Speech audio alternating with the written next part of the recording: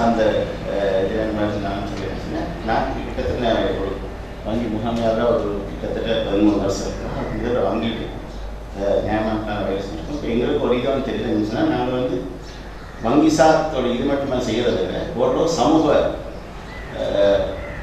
பொறுப்புகளும் எங்களுக்கு இந்த மலைய சமூகத்தில் கிட்டத்தட்ட எங்களுக்கு தெரியும் சொன்னால் இந்த வந்ததில் 99% பெண்கள் இருக்கீங்க. இதில் என்னன்னு சொன்னால் பெண்கள்கிட்ட கூடுதலான இந்த சிக்கனமும் சேமிப்பு இருக்கிறது எங்களுக்கு நல்லாவே தெரியும்.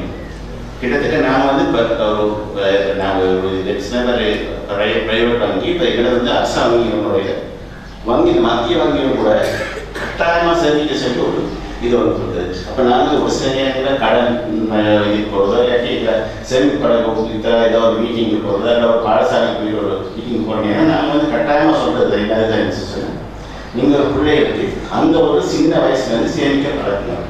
சின்ன பிள்ளைகள் அப்போ ஒரு சிலர் இப்போ சேமிப்போட முகாமையானது தெரியும். நாங்கள் அந்த கிளைச்சேர்ந்த சிடிஓ மூலமாகவும் மற்றது நேசரி மூலமாக முதல்ல பிள்ளைகளை போயிட்டு கிட்டத்தட்ட இப்போ வங்கியால் ஒரு இதோடு செய்கிறாங்கன்னு சொன்னால் புதுசாக வங்கிகள் சில நேரங்கள் அவங்களோட பிஸ்னஸை கூட்டிக்கிறதுக்காக ஒரு இது இருக்குன்னு சொன்னால் எங்களோட வங்கியில் என்ன செய்கிறாங்க 5 வயசுக்கு கீழ்பட்ட பிள்ளைகளுக்கு நாங்கள் 100 ரூபா போட்டு எக்கனாமிக் கொடுத்துருக்கோம்.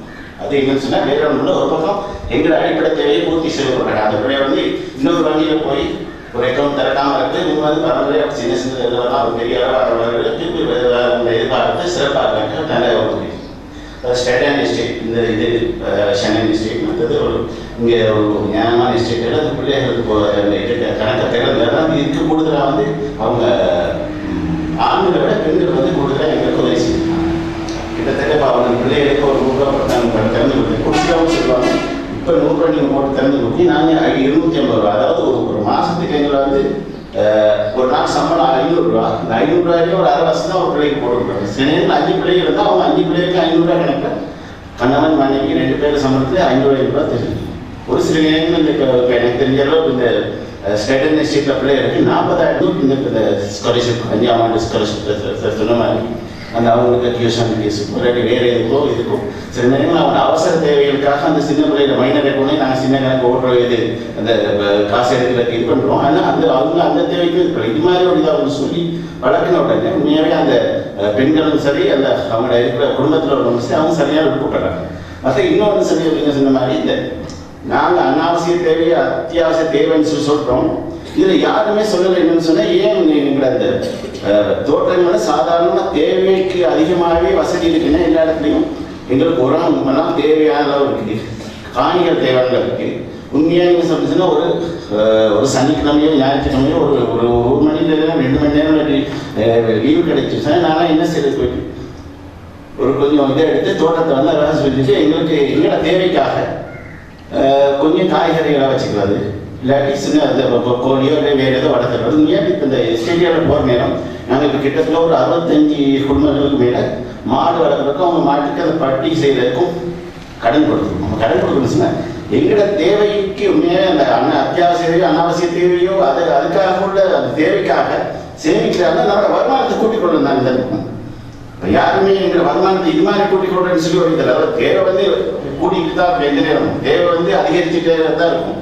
அந்த தேவைக்கு தகுந்த மாதிரி நம்ம அந்த இதில் ஏதாவது நல்ல வழியில் சேமிக்க நடக்கிறது அந்த வருமானத்தை கூட்டலாம். காய்கறிலாம் இப்போ நீங்கள் உண்மையாகவே இங்கே கடையில் வாங்க போனால் ஒரு சில நேரங்களில் குறைஞ்சி வரும். ஒரு சில நேரம் இன்றைக்கி 200 ரூபாய் 250 ரூபா ஒரு கிலோ காய்கறி, கீரையும் சரி காய்கறியும் சரி எதுவும் சரி உண்மையாகவே எங்களுக்கு இயற்கை அந்த அங்கே கிடைக்கக்கூடிய தோட்டங்களும் தாராளமாக எவ்வளோ பேர் மாடு வளர்க்குறாங்க. அந்த உரங்களை வளர்ச்சி இன்னும் நியாயமான இதில் சேமிக்கலாம். இப்போ இன்னொரு கிட்டத்தட்ட ஒரு சில நேரங்கள் இந்த ஆட்களோட இபிஎஃப்ஓ வந்தால் நானும் கவர்மெண்ட் சொல்கிறது கட்டாயமாக உங்களோட பேரனும் பேத்திக்காது. கிட்டத்தட்ட அவங்களுக்கு சில நேரம் அவங்க மகனும் மகளுக்கும் சில நேரம் போட வேண்டிய வட்டி சில வயசு குறைஞ்சா இருந்தால் இல்லாட்டி அவங்க பேருக்கு பேத்திக்கு அவங்களுக்கு சும்மா நாங்கள் அட்வைஸ் பண்ணுறது என்னன்னா நீங்கள் வேற ஒன்றும் செய்யணும். ஒரு சில நேரங்களில் இந்த நேரம் 10 லட்சம் வருது, 15 லட்சம் வருது, 8 லட்சம் வருது, அது மாதிரி பெரிய கணக்கு வருது. ஒரு 10,000 உங்களோட பேரப்பிள்ளை போட்டுருங்க கணக்கு. அதாவது சில நேரங்கள் அவங்க கரைய அவங்களுக்கு அந்த காசு இன்னொரு ஆள் கொடுக்கறதுக்கு அந்த ஆசை வராது. அந்த இருக்கிற நேரமே இந்த ஒரு கணக்கை சேமிங்கன்னு சொல்லி சொன்னால் நீங்களே கூட சொன்னா ஒரு அம்மாவுக்கு அப்பாவுக்கும் அந்த இபிஎஃப் வருதுன்னா சின்ன ஒரு தொகை வேற ஒன்று அது அந்த சேமிப்பு அந்த ஆரம்பிச்சு விட்டா சில நேரம் அவங்க அதில் வளர்ந்துட்டு வருவாங்க. அது இன்னொன்று என்னன்னு இந்த பெருத்தோட்ட பெண்களுக்கு உங்களோட ஒரே ஒரு நோக்கம் இருக்கு என்னன்னு நீங்க இல்லை நீங்களோ உங்களோட அம்மாவோ அப்பாவோ இந்த பெருந்தோட்டத்தில் வேலை செஞ்ச இனி உங்களோட பரம்பரை வந்து பெருந்தோட்டத்தில் வேலை செய்யக்கூடாது. இது வந்து வேற ஒன்று ஒரு பக்கம் என்னன்னு அடுத்து அதாவது எங்களோட இது வந்து நாங்கள் தோட்டத்தில் இருந்தாலும் எங்களோட பரம்பரை இருந்தாலும் அது எதிர்காலத்தில் வேறு யாருமே அப்படி இருக்கக்கூடாது. அவங்க படித்து கட்டாயம் பண்ணிட்டு இதுலையும் பார்க்க ஒரு சிறப்பான ஒரு இதில் தான் இருக்கணுங்கிற ஒரு நோக்கத்தில் நம்ம இருக்கணும். அந்த இதில் வந்து முன்னாடி நீங்கள் சொன்ன மாதிரி இப்போ சேமிப்பு வளர்ப்பு வந்து உண்மையாகவே வளர்ந்துட்டு தான் வளரும், நியாயமாக வளருது. அந்த வளர்ப்பு வந்து ஒரு சில முன்னே அவங்களோட சம்பளத்தில் இருந்து அந்த செக்கோவில் படித்து காசு அனுப்பக்கூடிய அளவுக்கு செஞ்சுருக்காங்க. இப்போ நேற்று தான் ஒரு சீனா வந்து நடந்திருக்குன்னு சொன்னால் இந்த அபோஸ்டேட் ஸ்டேட்டில் அவங்க இந்த தீபாவளிக்காகவும் மற்ற இதுக்காகவும் அவங்க அங்கேருந்து காசு அனுப்பியிருக்கிறாங்க.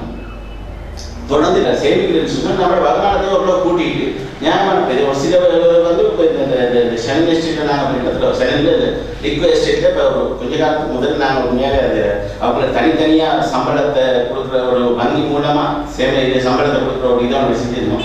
அதில் நாங்கள் பார்க்கணுன்னா அவங்க 2 வேலை செஞ்சாங்க. சொன்னால் சம்பளத்தை வங்கி மூலமாக எடுக்கிற நேரம் அந்த கடன் அட்டையில் அந்த சேமிப்பு உள்ள பாவிக்கிற ஒரு அந்த அட்டையை பாவிச்சாங்க. அட்டையை பாவிச்சுட்டு அவங்க என்ன செய்தாங்கன்னா ஒரே முறையில் அவங்களுக்கு 15,000 சம்பளம் வந்துச்சுன்னா 15,000 காசு எடுக்க மாட்டாங்க.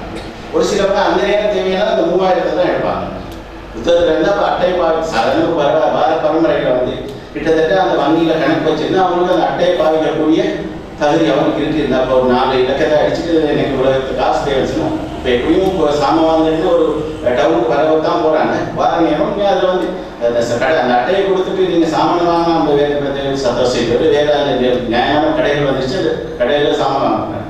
அதுலேயும் என்ன செய்யறாங்க அவங்க வந்து வந்த உடனே 3,000 எடுப்பாங்க. அப்போ 12,000 மிச்சப்படும். ஒரு சிலவங்க 1.5 லட்சம் 2 லட்சம் சம்பளத்திலே மீதப்படுத்தி பார்த்தவங்களை குழந்தைகளை காட்டினவங்களே இருக்கிறாங்க.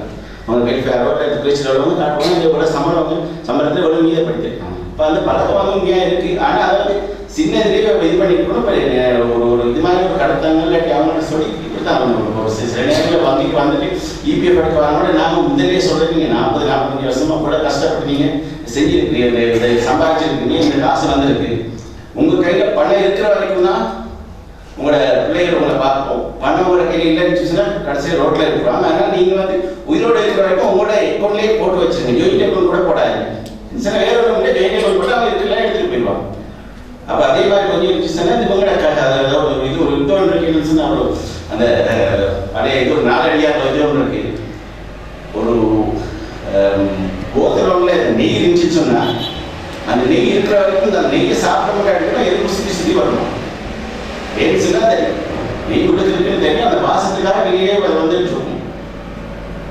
ஆனால் அதுக்கு அந்த இதில் சாப்பிட முடியாது. அதே மாதிரி தான் உங்கள்கிட்ட காசு அப்பா அம்மா இருந்தால் இன்னைக்காவது நமக்கு அந்த காசு கிடைக்குன்னு சொல்லி அவங்களையாவது கொஞ்சம் நல்லா பார்த்துட்டு அந்த பிள்ளைகள் ஒரு சில ஒரு சில கேட்டு அவங்களுக்கு காசெல்லாம் முடிஞ்சாவே அவங்க வெளியே விடுறாங்க. ஏதாவது இது பண்ணி ரோட்டில் நீங்கள் அப்பா அம்மா மாதிரி எவ்வளோ பேர் இருக்காங்க.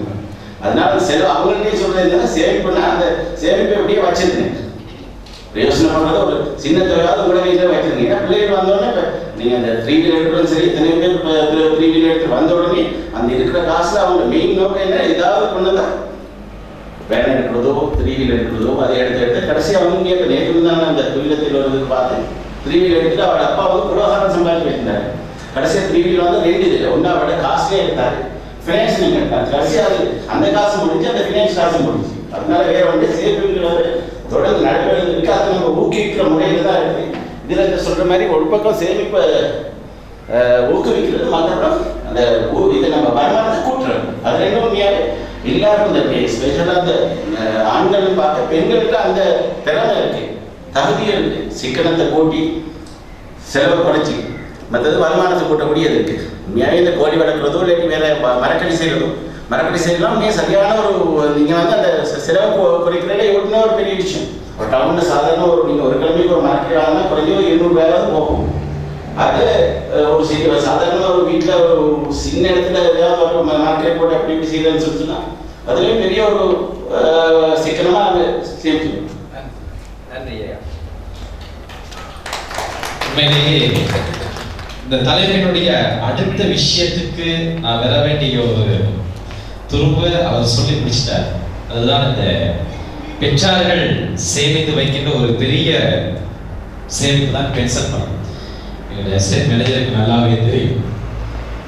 இன்னைக்கு பரவலாக நம்ம மேனேஜருக்கு சொன்ன மாதிரி நம்ம அம்மா அப்பாவெல்லாம் ரொம்ப கஷ்டப்பட்டு தோட்டத்தில் வேலை செஞ்சு ஒரு 4 லட்சம் 5 லட்சம் பென்ஷன் காசு சேர்த்து வைப்பாங்க. இதுதான் அவங்க சேர்த்து வைக்கிற ஒரு பெரிய முதலீடு. அந்த முதலை இந்த தலைமுறை எப்படி கையாளுகிறார்கள் என்பது ஒரு பெரிய கேள்வி. இது ஒரு வாதத்துக்கு உட்பட்ட விடயம். இப்போ அவர் சொன்னார் பார்த்தீங்கன்னா 4 லட்சம் கடைசியில் அப்பா அழுதுட்டு தான் உட்காந்துருக்கிறாரு. மூத்த மகன் என்ன செய்வாரு? பென்ஷன் காசு வந்தோடனே வேலை என்னம்மா வீடு உடைச்சு கட்டுவாங்க, இல்லாட்டி அவங்க பேர்ல காசு கொடுத்துருவாங்க. அம்மாவை கூட்டிகிட்டு போயிட்டு நல்ல அந்த காசை எந்த வழியில செலவழிக்க முடியுமோ அந்த வழியில செலவழிச்சுட்டு நல்லா கூட்டிகிட்டு வந்து 2 நாளைக்கு சந்தோஷமா வச்சிருப்பாங்க. அடுத்த நாள் அம்மா வீட்டை விட்டு வெளியே போங்கன்னு சொல்லிடுவாங்க. பாத்தீங்களா? இது பரவாயில்ல எல்லா இடங்கள்லையும். நன்றி ஐயா, நன்றி. பென்ஷன் காசு வாங்கினோட அது அப்பாவுக்கு ஒரு பாட்டி, 2வது அம்மாவுக்கு ஒரு பாட்டி.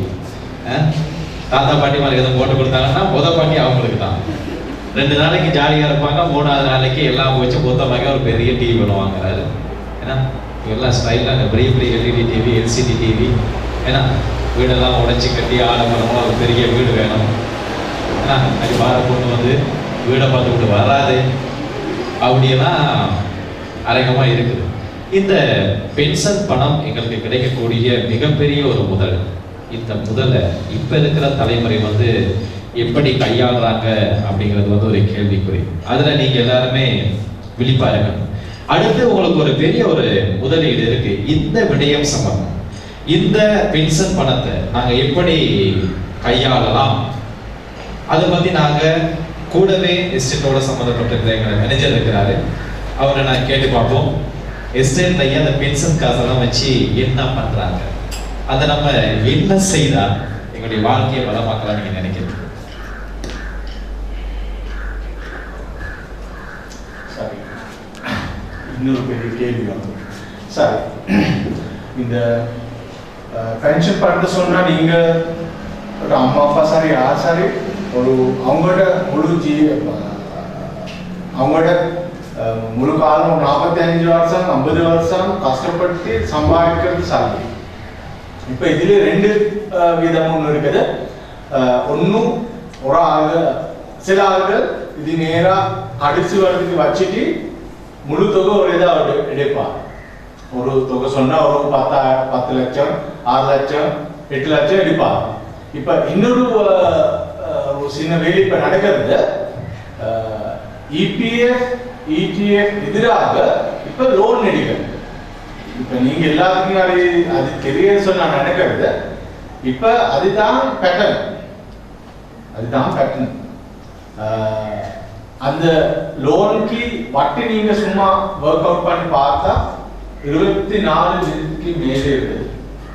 அப்ப எனக்கு அதுக்கு சொன்னது இந்த கடைசி பென்ஷன் பத்தி, நான் பென்ஷனுக்கு போறதுக்கு விட இப்ப இந்த லோன் பத்தி கொஞ்சம் கதைக்க வேணும். ஏன் கடைசி இந்த நீங்க அந்த கடைசியிலே வேலை செஞ்சுட்டு கைக்கு ஒன்றும் வராம இருக்கும். இப்ப இந்த போடுற வழியிலே போனேன். இப்ப நான் நிறைய நான் தோட்டம் துறையாக நான் தான் அந்த அப்ளிகேஷன் ஃபார்முக்கு ஒப்பம் போடுவேன். நீங்க நம்ப மாட்டேன், நான் 2 3 தவிர அவங்க வந்தா கெஞ்சி கேட்டாலும் நான் கொடுக்க மாட்டேன். திருப்பி அப்புறம் தலைவரோடுவா, சார் இது ஒப்பம் போட்டு கொடுங்க கரெக்டா, இது வேணும், இது இந்த தேவைக்காக இந்த கல்யாணத்துக்காக சடங்குக்காக வேணும், தேவை உண்மையே தேவை. அப்ப நீங்க எடுக்கிறது நீங்களோட பென்ஷன் சாலி அது சில காரணம் சில இடத்துல நீங்க எடுத்துட்டு அது கரெக்டா இல்லாம இருந்தா நீங்க கரெக்டா இல்லாம போனா கரெக்டா நீங்களோட பென்ஷன்ல அது வெட்டுப்படும். அப்புறம் கடைசி அந்த 24% வெட்டி தான் கடைசி கைக்கு வரும். இப்ப நான் சொல்றது நான் நிறைய விஷயங்கள் பார்த்துருக்குது. அவங்க சொன்ன மாதிரி இந்த நம்ம பேங்க் மேனேஜர் சொன்ன மாதிரி நீங்களோட பென்ஷன் பணத்தை எடுக்க போனா அவங்களோட அம்மா எடுக்க போனா அப்பா எடுக்க போனா அவங்களோட புள்ளி குட்டி எல்லாம் அவங்களோட இருப்பார். எல்லாம் அது பிரிச்சு கொடுக்க வரதுக்கு இருப்பார். 2 லட்சமா 3 லட்சமா அவங்க கையில ஒண்ணுமே கடைசி இல்லை. இப்ப நான் சொல்றது அது நீங்க ஒரு இடத்துல அப்ப இல்லை. அப்ப எடுத்தோட நீங்க எடுத்துட்டு போட வேணும் மாதிரி ஒரு அக்கௌண்ட் கட்டாய அக்கௌண்ட் போட்டு அதிலே வார இன்ட்ரெஸ்டோட அந்த அடுத்து வாழ்க்கை மேன் நீங்க அடுத்த 60க்கு வந்த பிறகு திருப்பி வேலை செய்ய முடியும். உண்மை நீங்க செய்யறத வேலை திட்டங்கள் பார்த்தா நம்ம மாதிரியே ஒரு நேரம் வேலை செஞ்சுட்டே இருக்கிறது அந்த சத்தம் இருக்குது. அதை பத்தி நம்ம பெருமைப்படுறது. அப்படி சொல்லி 60க்கு மேல திருப்பி வேலை செஞ்சுட்டே இருக்க வேணும்னு சொல்லி ஒண்ணும் இல்லை. வேலை செய்ய முடியும்னா வேலை செய்யணும். நம்ம அம்மா இப்ப 72 வயசு, நான் நல்லா படிச்சிருக்குது. அம்மாக்கு இன்னவே வேலை செய்ய வேணும்னு சொல்லி ஒரே பிரச்சனை. நான் நிப்பாட்ட மாட்டேன். அவங்க நான் வீட்டுல நிப்பாட்டினா எங்க சார் போயிட்டு எங்க சார் கட்சி சார் வருவாங்க. அது அவங்களோட வாழ்க்கையை நம்ம அதுக்கு தான் இப்ப இவ்வளவு நாள் செஞ்சிருக்குது. அதே மாதிரி தான் செஞ்சுட்டு போவாங்க. அது நம்ம நிப்பாட்டினா அவங்க நான் நிறைய ரொம்ப ஆசைப்படுறது இதே மாதிரி ப்ரோக்ராம் நீங்க எல்லாம் ஆர்கனைஸ் பண்ணி பெண்களுக்கு இதை பத்தி சொல்லி கொடுக்கணும். நான் என்னோட பர்சனல் பிலீவ் பெண்கள் தான் குடும்ப வாழணும். நீங்க கையில தான் முழு குடும்பமே இருக்குது. நீங்க எப்படி வாழறது, நீங்களுக்கு சேமிப்பு வேண்டி இருந்தா நீங்க சேமிப்பு செய்வார். சேமிப்பு இல்லாட்டி இல்லை. நீங்க சொன்னா நீங்களோட ஹஸ்பண்ட் இல்லை நம்ம இந்த மாசம் 1000 சேமிப்பு வைக்க வேணும், கரெக்டா வைப்பாரு, செய்ய முடியும். அதனாலதான் நான் ரொம்ப ஒவ்வொரு நேரம் நான் சிவலாக்காக்குன்னு சொல்றது நீங்க நம்ம பெண்களோட இருக்கிறது அவங்களுக்கு இது செய்யக்கூடிய வேலை ஒண்ணு. என்னோட குடும்பத்திலே என்னோட அம்மா தான் அது செய்யுது. அது நான் என்னோட வாழ்க்கையில நான் கண்ணு ஏன் அவங்களோட வீடு சரை காட்டினது 2 பேர் சம்பாதிக்கிறது. ஒரு ஆளோட சம்பளத்துல லோன் காட்டி வீடு சரை காட்டுறது, ஒரு ஆளோட சம்பளத்துல குடும்பம் கொண்டு போகணும். அதே மாதிரி அம்மா தான் அது அது நம்ம பார்த்துட்டு இருந்தது. அதே மாதிரி இப்ப என்னோட குடும்பத்திலே நான் பயப்படையில சொல்றதுக்கு நம்ம வைஃப் தான் செய்யுது. நான் அது கையில எனக்கு நிறைய செலவு இருக்குது, நான் செலவு பண்றது. அப்படி இருந்தாலும் என்னோட செலவுல ஒரு 25 வேலை நான் பொறுமையா செல்றது. 25க்கு மேல நான் சேமிப்பு போயிருக்கேன். அதுக்கு மேல EPF ETF போடும். EPF ETF நான் இன்னொரு சின்ன காரணம் நீங்களுக்கு சொல்றேன். கம்பெனி போடுறது 12 வீதம், நீங்க போடுறது ETF வெட்டப்பாடு அப்ப 25 வீதம்.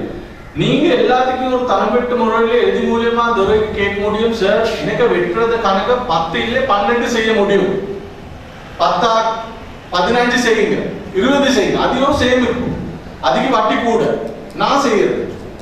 என்னோட சம்பளத்திலே நான் 10 வீதம் இல்லே வெட்டி கொடுக்கறது, நான் 15 வீதம் இப்போதைக்கு வெட்டி கொடுக்கறது. அடுத்த வருஷம் நான் 20 ஆகிறது. அது நீங்களுக்கு தெரியாம சேமிப்போடு செய்யறது ஒரு விதி. இது எல்லாம் நீங்களுக்கு சொல்லி கொடுக்க வேண்டும். இப்ப நீங்க ஒரு படி மேலே வந்திருக்கிறது, இந்த படியில இருந்து இன்னும் மேலே போக வேண்டும்.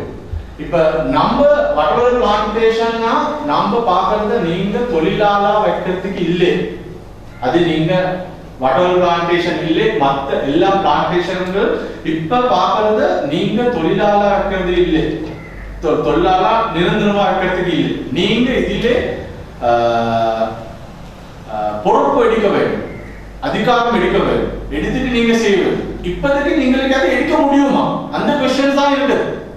இப்ப ஒரு சாதாரணமா சொன்னா இப்ப ஒரு தோட்டம் பிரித்து கொடுத்தனா இந்த குடும்பத்துக்கு இந்த ஹெக்டேர் இப்படி பிரிச்சு கொடுத்தனா நல்ல போமா. நீங்க சொல்லி பாருங்க எப்படி இருக்கும் கம்பெனிக்கு லாபம். இப்ப நம்ம வெளியிருந்த கொண்டு எடுத்துட்டு அறுத்துட்டு இங்க தெரிஞ்ச போட்லயும் சொல்லி வெளியே ஆட்கள் கொண்டு வந்து கொடுக்கறது, அப்படி செய்யறது நம்மளுக்கு லாபம். நான் இந்த நம்ம தலைவர் நம்ம கண்காணி இருக்கிறது அவங்க எல்லாத்துக்கும் இதெல்லாம் சொல்லி கொடுத்துருக்குது. ஏன் நீங்க இந்த பிளான்டேஷன் செக்டர் பாரம் எடுக்க போறது குடும்பம் அதுதான் நம்மளோட முழு பிளான்.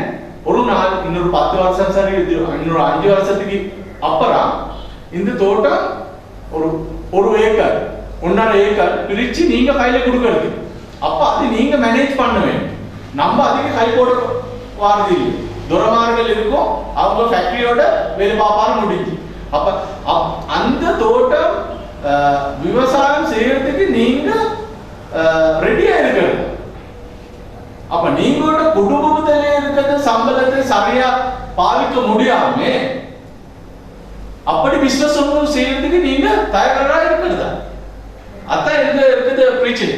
அதுக்கு அந்த இடத்துக்கு தான் நம்ம கொண்டு போகணும். அப்ப நம்ம குடும்பத்தை இப்போதைக்கு கதைக்கிறது, இப்ப இருக்கிற சேமிப்பு பத்தி சொன்னது, இப்ப நான் நிறைய கவலைப்படுறது, நிறைய 2-3 பேர் சொன்னது 15,000 தான் வருமானம் சொல்லு. நான் நம்ப மாட்டேன். என்ன நம்ப சொல்றதா 15,000 சொல்லி? அப்படியே எனக்கு நான் கேள்விப்பட்ட முறை பிள்ளையா இல்லாட்டி நீங்களே கேள்வி அப்படி நீங்க எல்லாம் சொல்லி 15,000 சொன்னானே 15 சொன்னது ஏமா போய் சொன்னீங்களா? இல்ல நீங்க தான் குறைச்சு கொடுக்குறீங்களா?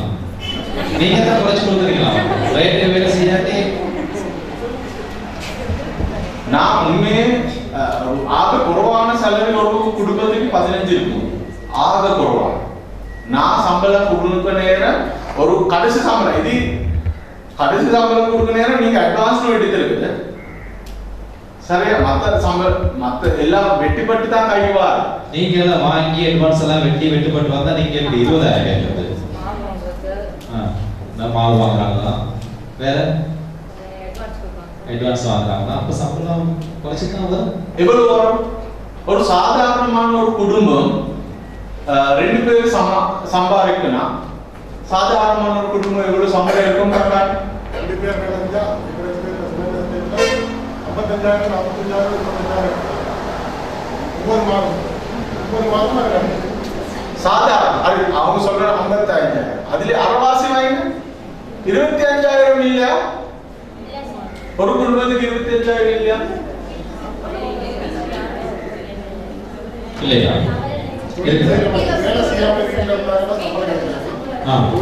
வேலை செய்யாம வீட்டுல இருந்தா எப்படி சம்பளம் கிடைக்கும்? அவரது என்ன நல்லா சொல்ல போவாரு. ஐயா போவோம். அநேகமா இந்த தோட்டப்புறங்கள்ல நிறைய வேலை கொடுக்குறாங்க. அந்த வேலைகளை சரிவர நாங்கள் செய்தோம்னா 1 வருஷ காலத்துல இந்த தோட்டத்துல உள்ள லைன்களில் விட்டுவிட்டு நம்ம அரசாங்கத்திட்ட கேட்குறவங்களுக்கு தனி வீடு தாண்டி தோட்ட துறையில் கேட்குறவங்களுக்கு வீடு கட்டி கொடுங்க, அதெல்லாம் தேவை.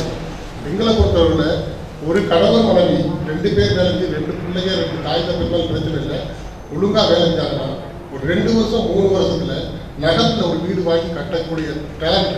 நீங்க எந்த தோட்டம் ஐயா? நான் செனல் தோட்டம். செனல் தோட்டம். நீங்க தோட்டத்துல வேலை செய்றீங்களா? இப்போ தோட்டத்தில் வேலை செய்கிறேன்.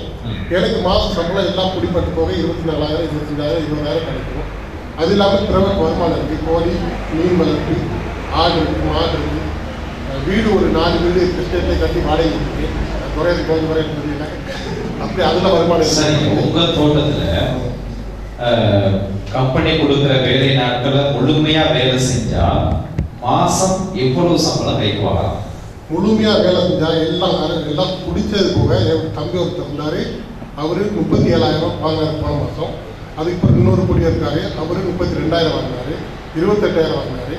இன்னொரு குடியா அப்படி வாங்கி அப்படி இப்படியே வந்து கூடுனது 37,000. அவங்க சம்சாரம் வாங்கியிருக்காங்க 24,000. அதான் நீங்க 50,000 வாங்கலாம். நன்றி நன்றி, ரொம்ப நன்றி. அப்ப நான் சொல்ல வாரது நீங்களுக்கு கொடுக்கறது அந்த வேலை சரியா செஞ்சா நிறைய சம்பாதிக்க முடியும். நிறைய சம்பாதிக்கனா தான் அதுல சேமிப்புன்னு வைக்க முடியும். அந்த இடத்துக்கு தான் நான் வரப்போம். வேலையிலே சொல்லி வீட்டிலே இருக்கிறதுக்கு விட நிறைய வேலை செஞ்சுட்டு கஷ்டப்பட்டு ஏன் கஷ்டப்பட்ட முடியும்? இந்த அந்த ஒரு காலம் தான். அதுக்கு அப்புறம் கஷ்டப்பட முடியாது. 40-45க்கு போன பிறகு கஷ்டம், 50க்கு போனா இன்னும் கொஞ்சம் கஷ்டம். அப்ப முடியமான அளவில் கஷ்டப்பட்டு சம்பாதிக்கு சேமிப்பு வைக்க வேண்டும். அதான் நான் சொல்லுவா.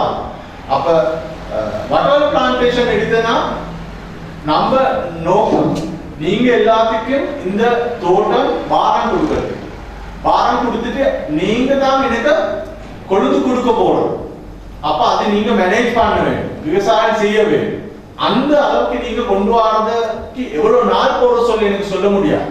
அந்த நாள் வரும், கட்டாயம் வரும். அப்ப இப்போதைக்கு நான் நம்புறது ஷனல் தோட்டம் எடுத்தனா CDF மூலியமாக CDF சொல்லி ஒன்று ஒரு குழு ஒன்று இருக்குது. அது மூலியமாக அப்போ இந்த உமன்ஸ் அசோசியேஷன் மூலியமாக நிறைய வேலை திட்டங்கள் செய்யறது நீங்க அந்த இடத்துக்கு கொண்டு வரலாம். நம்மளுக்கு இருக்கிற பிரச்சனைகள் குறைக்க வேண்டும். அப்பதான் நம்மளுக்கு நம்ம தலைமார்களுக்கு எல்லாத்தையும் சொல்ற துரைமார்களுக்கு இருக்கிறத பிரச்சனை குறைஞ்சுட்டுனா தான் அவங்க திருப்பி புதுசா நினைப்பாங்க. இது செஞ்ச நல்ல அப்படி செஞ்ச நல்ல சொல்லி. ஏன்னா இந்த பிளான்டேஷன் செக்டர் நீங்க கையிலே தான் இருக்கு. அதுக்கு துரைமார்களுக்கு ESSRI ட்ரேட் யூனியனுக்கு ESSRI சரி வராது. இந்த பிளான்டேஷன் செக்டர் இன்னொரு 150 வருஷம் 200 வருஷம் கட்டா இருக்கத்தான் வைக்க வேண்டும். இப்ப இந்தியா மாதிரி போக முடியாது. நம்மளுக்கு இந்தியா செய்யறது விஷயம் ரொம்ப வேறு. அவங்க போடுறது அந்த முதலாளி மாதிரி அப்படி நம்ம போடுறதால மிச்சம் வேறு. அப்ப நம்ம போடுறது மாதிரி போனா நீங்களோட குடும்பம் நல்ல மேனேஜ் பண்ண வேண்டும். குடும்பம் நல்ல மேனேஜ் பண்ணி நீங்களுக்கு அதுல அந்த எக்ஸ்பீரியன்ஸ் அனுபவம் வந்தா இதுல ஒரு அரை எடுத்துட்டு நீங்க எல்லாத்தையும் மேனேஜ் பண்ண முடியும். அப்ப அதுல ஆம்பளால் வேலை செய்ய நேரம் அதுக்கு வருமானம் பெண்ணாக தான் மேனேஜ் பண்ண முடியும். அது நன்றி நன்றி. உண்மையிலேயே ஏன் சும்மா தட்டுங்க, நல்லா தட்டுங்க. ஒரு தோட்ட முகாமையாளராக இருந்து உங்களை எல்லாம் முதலாளிகளாக மாற்றக்கூடிய ஒரு ஐடியா சொல்லியிருக்கேன். உண்மையிலேயே தொழிற்சங்க அமைப்பினை சார்ந்தவர்களாக இருந்தாலும் சரி அல்லது முதலாளித்துவ வர்க்கத்தினராக இருந்தாலும் சரி, நாங்க யாருக்கிட்டையும் போயிட்டு கையேற்ற வேண்டிய தேவை இல்லை. நம்ம கங்காணி நல்ல ஒரு கருத்தை சொல்லியிருக்கிறார். உண்மையிலேயே எனக்கு கூட இன்னைக்குதான் தெரியும் பெருந்தோட்ட துறையில் அவ்வளவு சம்பளம் வாங்குறதுக்கான வாய்ப்பு இருக்குதுன்னு சொல்லி. நாங்க கூட நீங்க சொன்ன மாதிரி தான் நாங்க கேட்டுக்கிட்டு இருந்தோம். ஆனா ஐயா நான் ஒரு வாய்ப்பு தான் ஐயா சொல்லியிருக்கிறார். இப்போ உண்மையிலேயே எங்களுடைய லட்சியம் எங்க இருக்குன்னு சொன்னா, நான் ஆரம்பத்தில் சொன்னது நாங்களும் முதலாளிகளாக மாறணும். அதுக்கு அவங்களே ஒத்துழைப்பு கொடுக்கிற நேரம் ஏன் எங்களால் முடியாது என்பதுதான் இங்கே கேள்வி. நாங்க முதலாளியாக மாறணுமாக இருந்தா முதலாவது எங்க குடும்பத்தை நாங்க கட்டுக்கோப்பா பிளான் பண்ணி கொண்டு வரணும். அதற்கு சரியான அத்திவாரம் நீங்க தான் அப்படின்னு ஐயா சொல்லுங்க. நான் சொல்றது தானே ஒரு ஆணினுடைய வெற்றிக்கு பின் ஒரு பெண் இருப்பாள் என்று எல்லோரும் பரவலாக சொல்லுவார்கள். உண்மை அதுதான். அங்க கணவன் கொழுப்புல உடைச்சு கொண்டு கொடுக்கிற காசை எப்படி தான் கட்டுக்கோப்பா வச்சிருந்து 2 குழந்தைகளை காப்பாத்துங்கிறது அந்த அம்மா சொன்னாங்க. அந்த மாதிரி எல்லா பெண்களும் பயணித்தால் நிச்சயமாக நீங்களும் ஒரு நல்ல சேமிப்பை உருவாக்க முடியும். நாளை நீங்களும் முதலாளியாக மாற முடியும். அதற்கான ஒரு நல்ல அத்திவாரத்தை இந்த கருத்துக்களும் உருவாக்கி தந்திருக்கிறது என்று நான் நினைக்கிறேன். இப்ப ஐயா என்னென்றால் 69 வயதுடைய ஒருத்தர் எஸ்டேட் வேலை செய்கிறார். அவருக்கு இந்த மாதம் முடிந்த மாதம் சம்பளம் இருந்தது 18,000 ரூபாய். அவங்க மனைவி 59 வயசு, அவங்களுக்கு 17,000. ரெண்டை கூட்டிட்டு போவாங்க 35,000 பென்ஷன் போடுறது. அவங்க சாப்பிட்றது அவங்க 2 பேர் மட்டும் தான், வேற யாரும் இல்லை. அப்படி பார்க்கலாம் அவங்களுக்கு அந்த செலவு மிச்சம் வச்சுதான் முடியும். இந்த மாதம் அதுவும் கூட சரி. உண்மையிலேயே இந்த நம்ம ஐயா சொன்ன ஒரு விஷயத்தை நான் ஞாபகப்படுத்தணும். பெருந்தோட்டத்துறை தொழில் அப்படின்னு சொல்ற நேரம் இன்னைக்கு அந்த தொழிலை யாருமே விரும்புறது. இன்னைக்கு ஏராளமான இளம் பட்டாளங்கள் எல்லாம் முதல்ல சொன்னாங்க குடும்ப நோக்கி எல்லாம் ஓடிக்கிட்டு இருக்காங்க. அப்படின்னு நாங்க படிச்சு கொஞ்சம் தலை எழுத பிற்பாடு எங்களுக்கு இந்த தோட்ட தொழில் சரி வராது, நாங்கெல்லாம் நல்லா உடுத்திக்கிட்டு ஜம்ப் பண்ணு மைக் கசன்னு சொல்லுவாங்க, அதைத்தான் விரும்புறோம். ஆனால் எதிர்காலம் அங்கு அல்ல. கொழும்புக்கு போனனால தான் அவ்வளவு பெரிய டெம்போன் வாங்குறாரு. அதுக்குள்ள உண்மையிலே அனாவசிய செலவுன்னு விளம்பரம் போட சொன்னா அது ஒரு பெரிய சண்டை வரும். நாங்கள் ஏற்கனவே மேடம்க்கு தெரியும். அதனால நாங்கள் அந்த சட்டத்தை திறக்காம தான் அந்த விஷயத்துக்கு நான் வந்தேன். நான் உண்மையிலேயே அங்க அல்ல எதிர்காலம், பெருந்தோட்டத்தில் எங்களுடைய எதிர்காலம் இருக்கிறது. நாங்கள் பிறந்து வளர்ந்த அந்த இடத்தை நாங்களே மூட போயிடக்கூடாது. உண்மையிலேயே அதனாலதான் இந்த பெருந்தோட்ட தொழிலில் நிறைய வருமானம் எங்களுக்கு கிடைக்கிறது. அது இல்லாம சேவலாக்க நிறுவனம் உங்களுக்கு நிறைய தொழில் பயிற்சிகளை வழங்கி இருக்குது.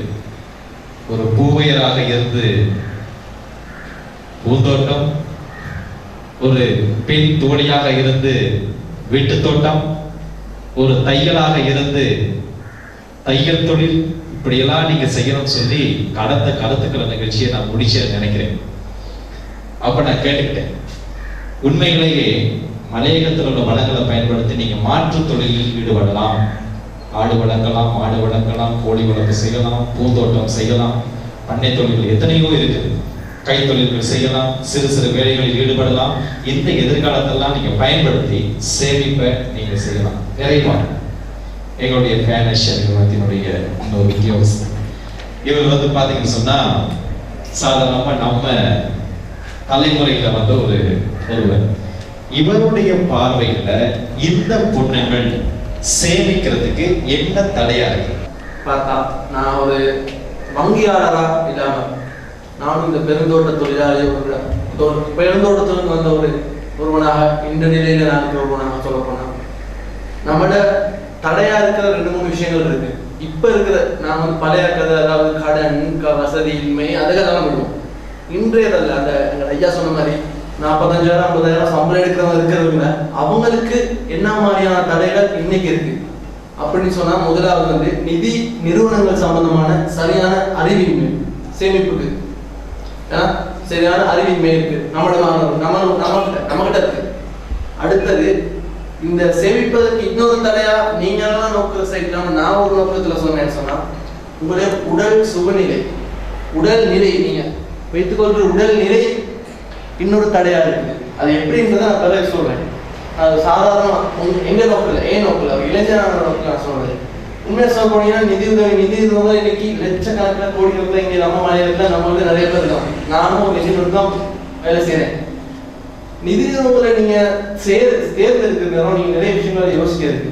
நீ நம்மளோட இன்றைய காலம், அதெல்லாம் சொன்ன நான் வங்கியாளரா பேசுற ஒரு மலைய இளைஞரா பேசுறேன்னு சொல்லி சரி, அந்த மாதிரி நிறைய விஷயங்கள் இருக்கு. நான் சத்தியமாட்டோம்னா தங்கம் நகை வாங்குறோம். உண்மையா நகை வாங்குறது அசா சொன்ன மாதிரி ரொம்ப நல்ல ஒரு சேமிப்பு. என்ன பொறுத்த மட்டும் நகை வாங்குறது ரொம்ப நல்ல சேமிப்பு. ஆனா நாங்க பாருங்க, அந்த நகையை வந்து வைக்கிற நேரம் நாங்க எப்பயுமே என்ன செய்வோம், போயிட்டு எந்த பேங்க்ல கூட வச்சிருக்குன்னு தான் வைப்போம்.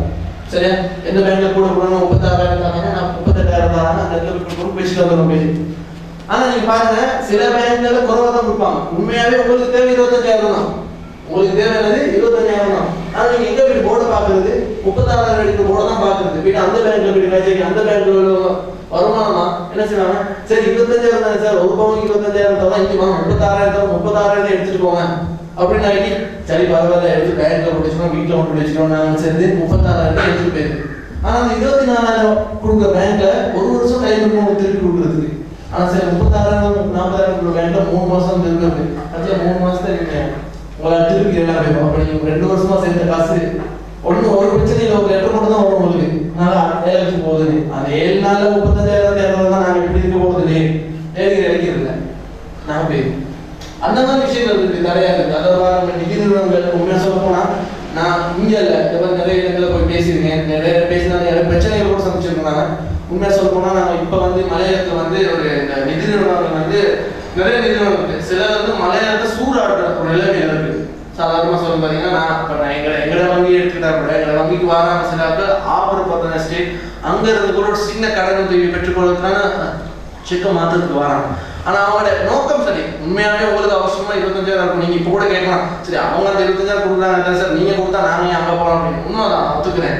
ஆனா நீங்க 25,000 வாங்கிட்டு என்னைக்காவது நீங்க வாங்கின கடன் திருப்பி கட்டுங்க, இவ்வளவு கட்டிருக்கீங்க, திருப்பி யாராவது கடன் போட்டு பாத்துருக்கீங்களா? 25,000 வாங்கிட்டு யாராவது வாங்கிட்டு கடன் பாத்துருக்கீங்களா? நான் கட்டி முடிக்க எவ்வளவு கட்டி முடிக்கிறேன் பாத்துருக்கீங்களா? இல்ல தானே. 25,000 கடன் வாங்கிட்டு அதே வாங்கிட்டு அதே வந்து 25,000 கடன் வாங்கி கட்டி முடிக்கல, 75,000 கட்டி முடிக்கிறீங்கம்மா. நீங்க யோசிச்சு பாருங்க, இது உங்களுக்கு ரொம்ப ஒரு முக்கியமான விஷயம். அடுத்து உடல்நிலை. உண்மையா சொல்ல போனா, நாங்க வந்து இந்த மருத்துவத்துக்கு தான் இலங்கையில் நிறைய செலவு செய்யறாங்க. உண்மையா சொல்ல போனா, அதுக்கு ஒரு வெளிநாட்டு ஆய்வு சொல்றது எப்படின்னா, இலங்கையில மருத்துவத்துக்காக தான் அதிக செலவு. அதாவது பட்ஜெட் எடுத்துக்கிட்ட கூட மருத்துவத்துக்கு நிறைய செலவழிக்கிறாங்க. சரியா? ஆனா நமக்கு இருக்கிற பலம் சில நகைகள் இல்லை. நம்ம மலையை தெரிச்சுப்போம், நமக்கு என்ன இல்லை. நீங்க காஞ்சி போன விதைய போட்டா கூட முளைச்சி வர்ற பண்ணையா இது. உண்மையா சொன்னாதான் அந்த மாதிரி எவ்வளவு விஷயங்கள் நாங்கள் செய்யலாம். உண்மை இன்னைக்கு பாருங்க, இன்னைக்கு நாங்கள் உடல் நலம் இல்லைன்னா எவ்வளோ செலவழிக்கிறோம்னா, இந்த ஹாஸ்பிட்டலுக்கு போகிறோம், ஹாஸ்பிட்டல் இல்லைன்னா சில ஹாஸ்பிட்டலில் போனால் இந்த பேர் மரத்தில் இருக்காங்க, நான் பெட்டி எக்யூப்மெண்ட் வாங்குறோம், எவ்வளோ செலவழிக்கிறோம். இதெல்லாம் அந்த நீங்கள் வந்து உண்மையாக வந்து பார்த்தீங்கன்னா சீனி நோய் வருது. ஏன் வருது? உடலில் சரியான வியர்வை வேலை செய்கிறாச்சு. அவர்கிட்ட கேட்பாரு, அவருக்கு சீனி நோய் இருக்காயா? இல்லை தானே? ஏன் இல்லை? அவங்களோட உடல் உழைக்கிறாங்க, வியர்வை சிந்துறாங்க. வியர்வை சிந்துறது தப்பு இல்லை. இந்த வயசுல நாங்கள் வியர்வை சிந்துறதுல எந்த தப்புமே இல்லை. அவங்க 69 வயசுல அவர் வியர்வை சிந்த போல நாங்கெல்லாம் என்ன? நான் அந்த ஐயா இருந்திருக்கா, நான் இப்போ அந்த ஐயா காலில் வந்துருக்கேன். 69 வயசுல 14,000 சம்பளம் எடுக்கிறவங்க தான். நான்லாம் எங்க தேடி கூட பார்க்க. அதுதான் அந்த மாதிரி பாருங்க, நீங்க அந்த மாதிரி ஒரு விஷயத்த நீங்க வியர்வையை உழைச்சு சம்பாதிக்கிறீங்க. உங்க வீட்டுல தோட்டம் போடுங்க, 2 ஹவர் வேலை செய்யுங்க, 1 ஹவர் வேலை செய்யுங்க, ஒரு மரக்கறி நடுங்க. நாங்க சொல்லல நீங்க வந்து ஒரு நாளைக்கு தேவையான மரக்கறி வாங்கணும். ஒரு நாளைக்கு ஒரு கறிக்கு 2 மரக்கறி, 2 கத்திரிக்காய் கொடுக்கறதுக்கு வாங்க நட்டுங்க. உங்க உடலும் சுகமா இருக்கும். இன்னைக்கு பாருங்க, இன்னைக்கு நான் அத்தியாவசிய சேவைகள் அனாவசிய சேவைகள் எடுக்கிறோம். நானும் இதே இங்க படிச்சு வளர்ந்த மனுஷன் தான். எடுத்துக்கோங்க. இன்னைக்கு நான் வந்து நம்ம படிக்க போல வந்து நான் வந்து வில்ஃபர் டவுன் கேள்விப்பட்டிருக்கேன். ஏரோல ஸ்டேட் சைடில் தான் எங்கள் வீடு இருந்துச்சு. அங்கேருந்து எங்கள் ஸ்கூலுக்கு நான்